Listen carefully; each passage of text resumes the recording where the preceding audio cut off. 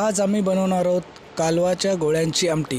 कालवे जे समुद्रातील खडकापासून काढलेले आहेत, स्वतः काढलेले आहेत। तर हे पाहू शकता तुम्ही, हे कालवे आहेत। त्याच्यासाठी खोबरं, कांदा, बटाट, वांग,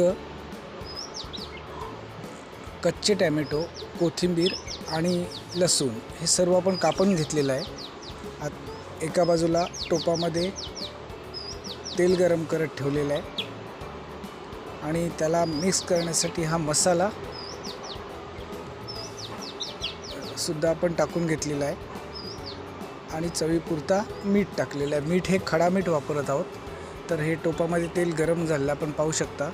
त्याच्यामध्ये पहिला लसूण टाकून घेणार आहोत। लसूण व्यवस्थित चांगला परतून घेणार आहोत।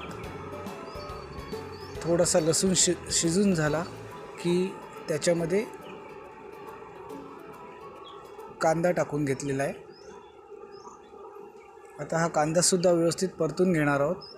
कालवाचे घोळे हे चांगले कॅल्शियमने भरलेले असतात, त्याच्यामुळे ते खाल्ल्याने आपल्या शरीराला चांगल्या प्रकारे कॅल्शियम मिळतं। आता त्याच्यामध्ये हिंग, थोडी हळद टाकलेली आहे। पुन्हा ते आपण व्यवस्थित शिजवून घेणार आहोत। तर आपण बघू शकता की हळद, हिंग, कांदा, लसूण हे पूर्णपणे शिजलेलं आहे। आता त्याच्यामध्ये थोडं मीठ टाकलेलं आहे, खडा मीठ। त्याच्यासोबत मसाला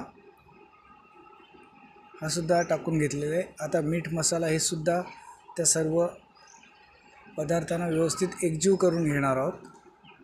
त्याच्यानंतर त्याच्यामध्ये वांगी, बटाटी, आपण कापलेली कच्ची टोमॅटो हे सगळं टाकून ते सुद्धा या मसाल्याला एकजीव करून घेणार आहोत आणि सोबत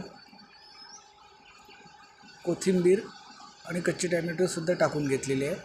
आता हे सर्व मिश्रण थोडं पाणी टाकून पूर्णपणे डवलून घेणार आहोत, ज्याच्यामुळे तो मसाला पूर्ण त्याला लागेल व ते सर्व एकजीव होईल। थोडं पाणी टाकले। आता कालवाचे गोळेसुद्धा त्याच्यामध्ये ॲड केलेले आहेत, कारण कालवाच्या गोळाला पहिलं पूर्ण डवळून घ्यावं लागतं, तेव्हा त्याला सर्व मसाला व्यवस्थित लागतो। ते आपण व्यवस्थित डवळून घेणार आहोत। थोडं पाणी ॲड करणार आहोत। तर याची जी आमटी बनते किंवा याचा जो रस्सा बनतो तो खूप टेस्टी लागतो। कालवाचे गोळे हे ताजेच असतात, कारण खडकातून काढून आणल्यानंतर ते लगेच बनवले जातात। तसं फ्रीजमध्ये सुद्धा ते राहू शकतात, पण जी मजा आणल्याबरोबर बनवण्यात आहे त्याची टेस्ट वेगळीच लागते आणि भरपूर कॅल्शियमचं स्रोत असतो याच्यामध्ये, तरी खाल्लेले खूप चांगले असतात। तर आपण बघू शकता की आमटीला चांगला कलरसुद्धा आलेला आहे।